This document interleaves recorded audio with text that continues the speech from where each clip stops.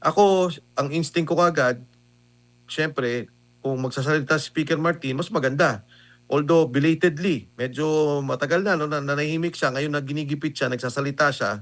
Pero kung may sasabihin siya, siguro mabuti magsalita na siya ngayon pa lang. Mahirap kasi yung pagka tuwing naiipit ka, kaysa ka magsasalita, ang dating rin naman sa tao, at maging siyempre, sa administrasyon, kaya ka lang naman ganyan dahil nagigipit ka na. Tawid tayo sa ibang paksa. Kung Mike, nagsalita na po kahapon si former Speaker Martin Romualdez. Ano po yung key takeaways po ninyo sa kanya pong naging pahayag? Well, una sa lahat, MJ, di ba, binanggit niya, sinasabi niya, hindi ako babagsak ng hindi tayo sama-sama o hindi, hindi, para bang ang dating sa akin is, pagka ito, ako inipit ninyo, magtuturo ako. Pangalawa, at malinaw dun sa binanggit niya, itong naging proseso ng budget, kami nag-a-approve pa lang. Bilang speaker, sabi niya, nag-a-approve pa lang ako. Ang execution, sabi niya, ay executive. No, sabi niya, including DPWH. So, hindi pa malinaw kung saan siya nagpupunta para dito. Pero makikita mo na yung lamat. Nakikita mo na yung problema. Na tila ba sa tinig ni Speaker Martin Romualdez, parang ako ata ituturo ninyo, hindi ako papayag. Ganon dating sa akin. At kung ano man ito, saan man ito pupunta, hintayin natin. Ako, ang instinct ko kagad, siyempre, kung magsasalita si Speaker Martin, mas maganda. Although belatedly, medyo matagal na, no, na nanahimik siya, ngayon na ginigipit siya, nagsasalita siya. Pero kung may sasabihin siya, siguro mabuti magsalita na siya ngayon pa lang.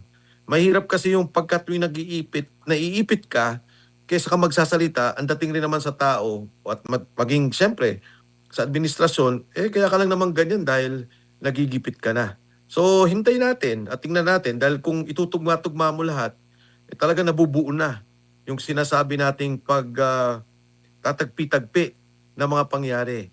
Magmula kay Saldico, lumabas si Gutesa, lumabas ang 18 Marines, at ngayon si Speaker Martin Romualdez. Opo. At saka, di ba kung noong bago mag-Marcos Jr. government, malapit yang si Ombudsman Boying, tsaka itong si Speaker Martin. Naalala ko, nung na-cover ko sila sa Rockwell, naalala ko, nung first time magkita si former Commissioner Guanzon at itong si Presidential Son, Congressman Sandro Marcos. Naalala po niyo yung nag-viral na larawan, nag-bless itong si Sandro kay Attorney Guanzon. Yung panahon na yon, andon si now Ombudsman, former Congressman, at si Speaker Martin. Sir.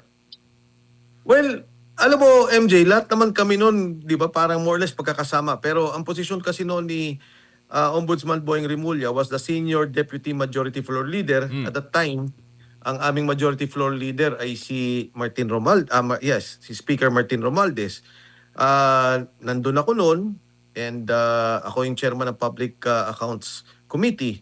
And of course, nandun din at the time si Congressman Saldico. So, masasabi mo naman, no, kahit papaano magkakasama kami at magkakaibigan in a way, no, doon mga panahon na yon. Pero ito nga, may mga malaking issue na labas na doon sa aming pakipagkaibigan. Katulad sa aking parte, ang sabi ko nga, yung korupsyon. Ngayon ko lang nakita yung ganitong malawakang organisadong korupsyon. Sa parte naman ni Ombudsman Boying Rimulya, dalawang bagay. Number one, talaga namang ombudsman siya. Trabaho niyang litisin o trabaho niyang tutukan yung nangyaring korupsyon na nakita natin.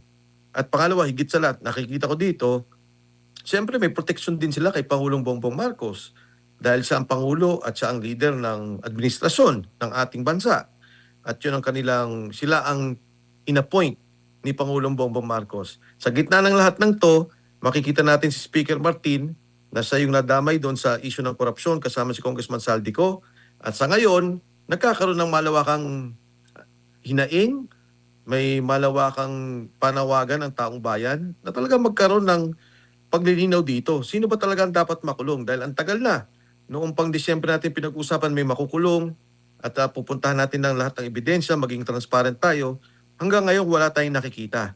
At tingin ko, itong patuloy na ganitong pananaw ang talagang sumisira sa ating administrasyon.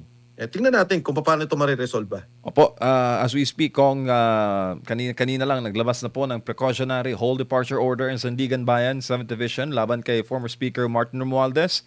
Nakitaan raw ng korte ng probable cause na maaaring umalis ng bansa itong dating lider ng Kamara. Sa punto po natin ngayon, masasabi po ba natin na tuloy-tuloy na itong laglagan blues, Kong? Well, una sa lahat, si Speaker Martin Romualdez, pinayagan naman siya ng Kongreso. Mm. At ito nga, lumabas nga si Ombudsman at sinabi niya, di ba nung una pa yan parang bulletin doon sa, parang ganun pa, hindi pa yung hold order na sinasabi ng Sandigan Bayan. So tingnan natin kung saan patutungo tong isyong to. Kasi ang sabi ni Speaker Martin Romualdez, magsasalita ako at sasabihin ko yung aking nalalaman tungkol dito sa budget at tungkol dito sa nangyaring korupsyon. Tingnan natin. Maganda nga to dahil para mailinaw nating lahat. Dahil ang sabi naman ng lahat, di ba? Ito ang panawagan ng lahat. Gusto natin makita ang katotohanan. Gusto natin managot kung sino ang nagnakaw. At syempre, gusto rin natin mabalik kahit papaano yung pondong nanakaw nila at mapakinabangan naman ng taong bayan lalo tigit ngayon na nasa gitna tayo ng isang krisis. Opo, ano kaya ang maaring gawin o maaring ikabuti ng mga susunod na hakbang ni dating Congressman Zaldico, Kong Mike? Ngayong nagsalita na po ang kanyang dating boss ba, kaibigan ba, former Speaker Romualdez. Kaibigan, sabi ni Kong Saldico, yan ang isa sa mga best friend niya, di ba, sa Tama. Kongreso. Mm. Oo. Abangan pa natin talaga. Ako, meron na akong medyo naiisip kung ano yung mga mangyayari, pero ayoko po muna magsalita. Dahil katulad na nabanggit ko dati pa, di ba, si Congressman Saldico nagsalita. Pagkatapos nanahimik, sabi nila nahuli daw. Pagkakalam natin, nahuli. Tapos sabi nga ni Congressman Harry Roque, Secretary Harry Roque, hindi naman daw nahuli.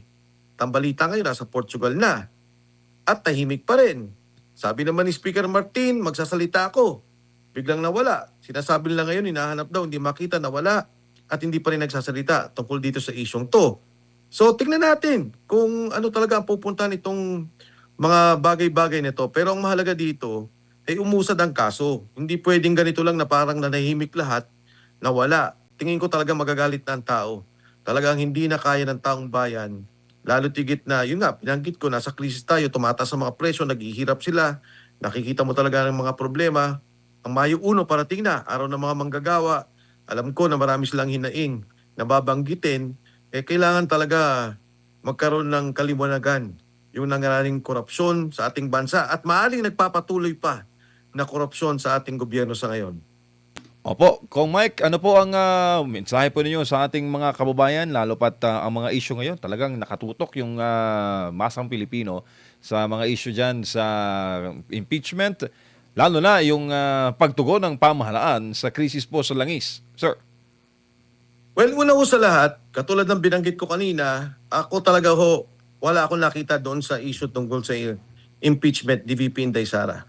Sayang ang resources ng gobyerno. Tutok na tutok sila para tanggalin si VP Inday Sara. Lahat ng nagsasalita laban sa gobyerno ay pinapahirapan. Sinasara mga negosyo, kinakasuhan, kaliwat kanan, at ginigipit. May mga pumupunta mga tao sa kanilang bahay para takutin ang mga nagsasalita na humihingi lang naman ng katarungan para sa ating bansa at sa ating sambayanan. Yung mga kurakot na sinasabi natin, kailangan panagutin at kailangan maibalik ang pondo ng bansa. Imbis na ang Kongreso nagsayang dito sa impeachment hearing at meron pa ata silang isang hearing bago magbotohan, sana itinutok na nila sa totoong problema, yung krisis ng gutom, krisis ng pagtaas ng presyo. Ito ang hinihiling ng bansa. Kung meron sana silang naipakita, baka pwede pa akong maniwala ay talagang wala. Tingnan nyo po mabuti yung lumabas na hearing, panoorin po ninyo at tingnan po ninyo kung anong analysis ninyo. Inuulit ko, 2005 po yan, mali. Dapat 2022 ang batayan nila dahil ang tinatanggal nila ay si Vice President Inday Sara Duterte, naging Vice President lang siya ng 2022. Yan lang ang batayan ng impeachment. Ito ang nangyari sa bansa natin pagkawatak-watak, talagang napakasama. Kung gusto lang manahimik, tigilan po nila yan, tutukan natin ang problema. At syempre, itong mga lumalabas na pananalita mula po sa kampo ni Saldico, narinig natin si Speaker Martin Romualdez, bantayan po natin pagdasal po natin. Dahil ang gusto lang naman natin hustisya. Ang gusto lang naman natin na sana lumabas na ang katotohanan. Ang pagtuturuan po nila ngayon at pagsasalita laban sa isa't isa, isang bagay na iniling natin para talagang mailabas kung anong nangyari sa Dakwan at maibalik naman yung perang nanakaw sa atin.